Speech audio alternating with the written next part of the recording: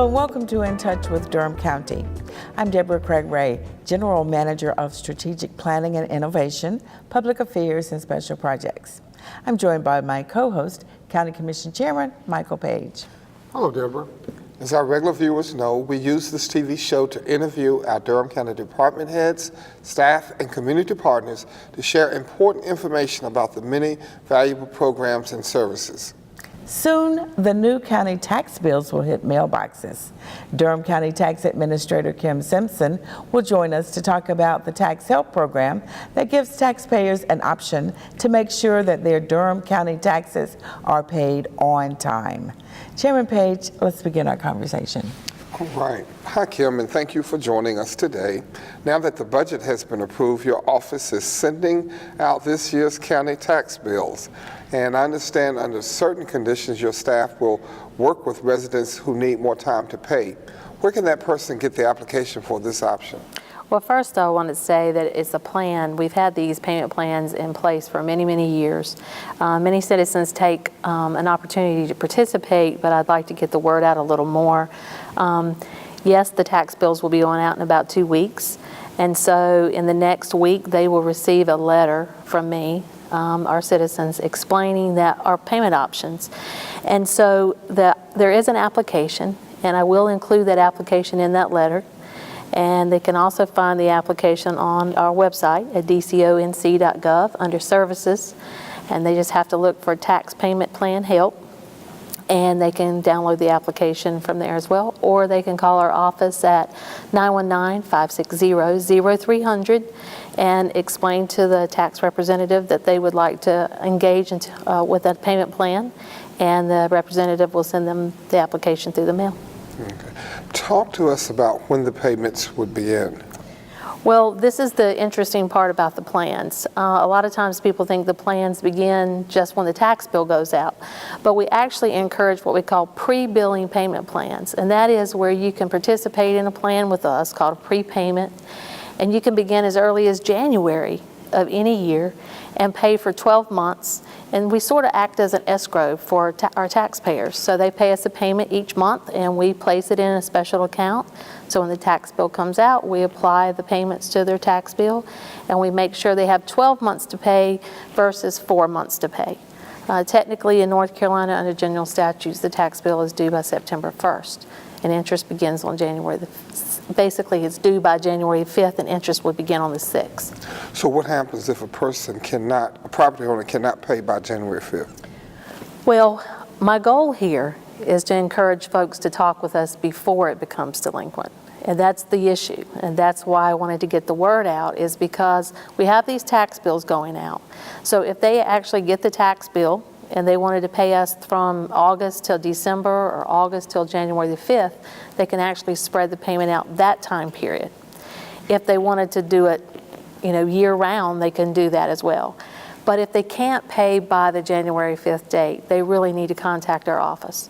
Many of our citizens who cannot pay the taxes on time fail to contact us.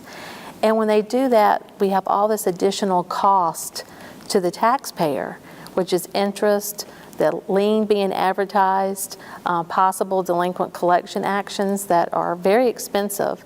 And so our goal is to try to not let the taxpayer take on additional cost if they make contact with us so that they can engage into a payment plan.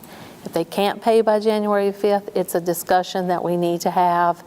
We call it a hardship. And we want folks to prove to us there's a hardship and why they can't afford to pay the tax on time. Because the bottom line here is for everybody who does not pay timely, those that do pay us timely pay a greater share of the tax burden. So what happens if a citizen who's in the program misses a payment? Well, if they miss a payment before it becomes delinquent, it's not a big deal, okay? It's when they miss a payment when it becomes delinquent. So when they engage into a payment plan, again, our goal is to get them paid before January 5th. But if the payment plan has to extend after January 5th, it becomes delinquent. Then they're subject to all the statutory provisions. And therefore, if they miss a payment and they don't have conversation with us as to what is going on, then they would actually be removed from the payment plan and they would be subject to those actions. So what if the citizen's 2015 taxes are not paid in full or delinquent? What happens? Can they even get in this plan this year? We would want to have conversation with them. More than likely, they're already in some type of enforcement action. And so what we look at is your payment history with us. And so there's a lot of discussion that takes place because our goal is just to get the taxes paid. And how do we help our citizens get them paid timely and not incur the additional charges that the statutes place there? So if they're unable to pay, then we say, please talk to us and let us know what is going on so we can figure out how to work with you to get those paid. Mm-hmm. How will citizens keep track of the amount that they've paid? Well, we keep track of their payments for them, and we also send a receipt for every payment they pay. We send them a receipt letting them know what amount of payments have been made and then how much is continued to be due. Is the tax help program only for residential property? It's designed for residential property only, but because we know that people have difficulty even if they own a business and they have business personal property or something happens in their life that they cannot avoid and they're having difficulty, if they talk with us, we are willing to work with them. How long after a taxpayer submits the application will it take for them to know whether or not they've been approved for participation? Well, my goal would be the same day, but that's not possible. So what I have said to staff is I want within 48 hours a notice sent back to the taxpayer, whether it's through email or by letter or a phone call, letting them know the status of their application. So our goal is to have something mailed out that 48 hours after receipt of the application. Yeah. So really, does a person have to complete the application to be able to make partial payments on their tax bill? They do not have to complete the application. The application is designed to encourage folks to let them know we have it. But if they're not delinquent, they can just begin to pay us whatever they want to pay us from the time they get the bill until the tax bill is due without interest, or longer if necessary. And that if it becomes after January the 5th, that application is really important to us. Yeah. It's almost like you've entered in an agreement with the tax collector that you're making an obligation to pay the taxes without us using the enforcement actions. What day of the month will the payment be due? That really is up to the taxpayer before it becomes delinquent. But once it becomes delinquent, then we start having discussion with the taxpayer, when can you pay us? So we sort of let the taxpayer set the due date of the payment that they make with us. What if someone can't afford the payment 1 month, or if they miss a payment? Well, if they contact us, they can say, hey, I can't afford to make this payment this month. And this is all before it becomes delinquent. Then we're going to say just catch up before it becomes the due date and interest doesn't begin. Then they can sort of work that out on their own. But once it becomes delinquent, then we have this issue about how we want you to get these things paid by a certain time frame to ensure that the county has received the revenues that they expected during the budget process. Do they or can they come in and meet with someone on your staff? Yes. But they don't have to. They don't have to come to our office. They can clearly talk with us on the phone about it. Okay. So the key is the communication. The communication is the key. Mm-hmm. So can a taxpayer participate in this plan even if they have a homestead exemption? Most certainly. We encourage, and we have many who do. So yes, they can participate. So can we do an online draft for them? There are 2 ways to do the online draft. So yes, there is an online draft program. One's going to be through your bank directly, called online bill pay, that your bank will process payment to us. And then once the tax bill is actually mailed, you could do that through the county's website and do the draft, and we'll talk, our bank talks to your bank to kind of draft the money out. So it just sounds like the important thing is establishing a relationship with your office and just working through. Yes, ma'am. Okay. So we're about out of time. Is there anything else we've missed? Anything that you want the taxpayers to know? I just want to make sure the citizens understand that my office is willing to work with citizens if they communicate with us. And a lot of times they don't until that, what I call the bad letter comes, or the enforcement actions that are designed by the statutes to force you to pay us. And a huge amount of fees and interest and cost that I say if they can't afford to pay us the taxes on time, we don't want them to incur the additional charges, but the statute says they must. So the big key here is to please contact our office and have conversation with our staff. So you need to hear from them now. Yes, ma'am.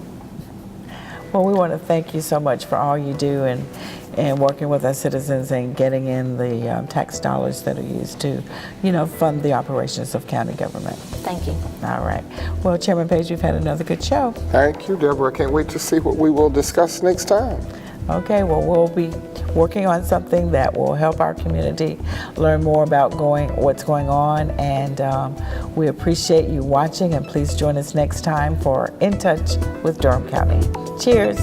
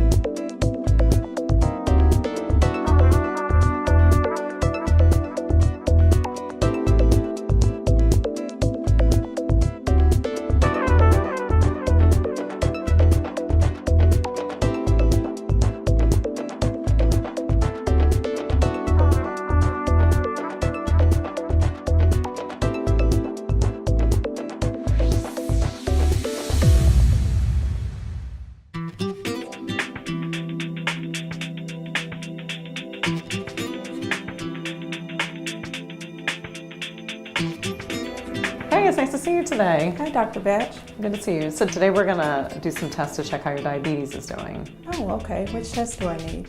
So I like to think of the test in terms of the ABCs. So the A is for hemoglobin A1C, which is the average blood sugar number, your blood pressure, and your cholesterol. So why do I need those tests? Those tests, when they're in good control, have been shown to reduce your risk of having a heart attack or a stroke. If the A1C is too high, it can increase your risk of heart, nerve, kidney, or eye disease. Do I need to do these tests each time I come in? The hemoglobin A1C will do every 6 months, so twice a year. Your blood pressure will do it every visit, and your cholesterol will do once a year. Oh, okay. So where should my numbers be? Well, typically we like the blood pressure to be less than 130/80, and your cholesterol really is composed of two important parts.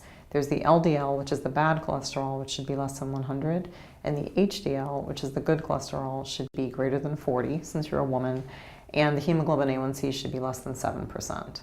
Okay, well, I'll try to stay in those ranges. What's the best way to do that? Yeah, one of the ways to stay there, if you're wondering, is to try to exercise every day for at least 30 minutes, and eating a well-balanced diet is a good place to start.